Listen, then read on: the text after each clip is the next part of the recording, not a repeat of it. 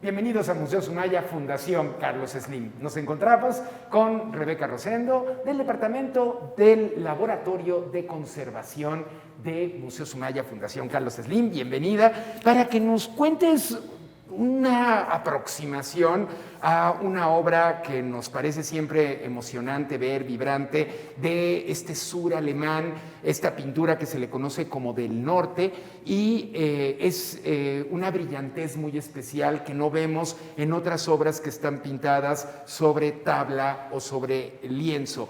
¿A qué nos estamos enfrentando? Esta obra es un óleo sobre lámina, y una de sus características es que las láminas son lisas, cosa que no encontramos con las tablas o con los óleos sobre lienzo. En este otro tipo de obras suele haber capas antes de llegar a la pintura. Por ejemplo, es la tela, una base de preparación y luego la pintura. En este caso es la lámina y posteriormente la pintura. Esto hace que las características de la lámina un poco puedan ser transmitidas en la pintura al ser una superficie que puede reflejar un poco los colores e incluso la luz. En cuanto a los pigmentos, en estos casos, también como eran preparados de una manera muy fina, se pueden dar tonalidades que al momento de aglutinarse con en este caso, el aceite de linaza, permiten que brillen más al estar en una superficie que no está absorbiendo a estos pigmentos. Pero entonces, aceite de linaza, esta que nos comemos usualmente, es este es un aceite secante. Su peculiaridad es que al momento de secarse se forma una retícula que permite que los pigmentos se mantengan unos junto a los otros. Nosotros los que comemos suelen ser más bien otro tipo de aceites que no pueden ser utilizados en este caso porque se pueden craquelar, pueden cambiar las tonalidades y además no van a permitir formar películas. Ok, y de verdad, si nos acercamos, empezamos a ver un detalle asombroso. ¿Cómo lograr esa precisión que pareciera prácticamente evanescente, que está pues apenas sugerido el trazo de una forma pues realmente muy, muy delicada? Gran parte es por la maestría de los pintores, que eran muy hábiles en hacer veladuras, que son como unas capas muy finas, donde se aplicaba muy poco color o un color, como el nombre lo dice, velado. Entonces esto hace que se puedan encontrar distintas profundidades, incluso las sombras se ven distintas, o en este caso, por ejemplo, los rostros se pueden ver que son muy blancos. De María, de Melchor, Gaspar también, pero de pronto vemos otros que no tienen este color tan brillante de la piel. Y sin embargo no son tan intensos. Esto es dado mediante veladuras, justo para hacer esta diferencia, y aquí, pues para marcar los distintos personajes que componen la escena. ¿Cómo aplico el pigmento? ¿Cómo logro tener esto? ¿Qué tipo de pincel uso para dar estas, delinear tan finamente? A lo largo de la historia se han utilizado de muchos tipos de pinceles, o sea, utilizando pelos de cerdo, de conejo, incluso en algunos otros tipos de lugares, pelo humano, dependiendo de lo que se necesite. Los pinceles pueden ser muy largos, incluso planos, pueden ser redondos, y mucho tiene que ver con lo que quiera lograr el pintor, entonces lo que va a utilizar y con las herramientas con las que se vaya acoplando a trabajar mejor. En el caso de los gremios, se les enseñaba a utilizar las herramientas de cierta forma porque había que cumplir con ciertos estándares también de calidad.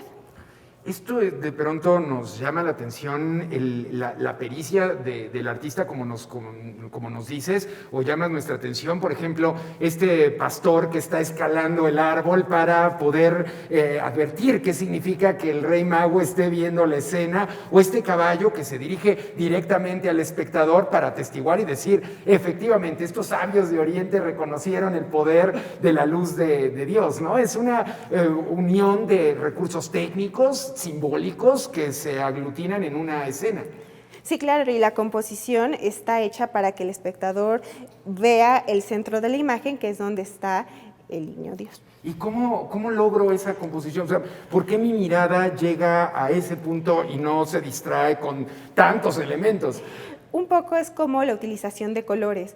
Aquí abajo se puede observar que hay tonos muy saturados, pero incluso también hay muchas sombras. Incluso Entonces, negro el caballo, ¿no? lo que hace es que nuestra mirada se centre en donde hay más luz, donde están los tonos más claros, que en este caso resaltan respecto a la zona de aquí abajo o la zona superior, que son tonos como muy neutros, que tampoco nos llaman la atención. Y finalmente, incluso los tamaños de los personajes. Aquí, al ser tan pequeños, nos invitan a fijarnos en lo que está sucediendo, cuando en estas zonas que son más grandes, los personajes nos dan la espalda. Acto modernísimo, ¿no? Que los pastores estén dando la espalda y que esta relación, incluso de proporción en escala y perspectiva, nos llevan a fijar nuestra atención a la escena principal, aunque está empequeñecida, ¿no? Pues muchísimas gracias, creo que es una oportunidad de establecer otra comunicación con el patrimonio cultural del museo, buscando detrás de cómo se representaban, cómo se hacían, cómo se construían estas obras. En este caso, una lámina. ¿De qué metal podría ser? Cobre. Cobre. Caso es una lámina de cobre. Son las más comunes. Y bueno, además el tono del cobre aquí permite que las figuras también sean más cálidas. Siempre el fondo de la pintura es muy importante para poder transmitir ya en los colores de la representación final. Pues se unen un montón de talentos para tener el material dúctil del cobre llevado a la lámina, tener cómo se proveían de colorantes y pigmentos, cómo se aplican, y finalmente del marco, ¿qué nos puedes compartir?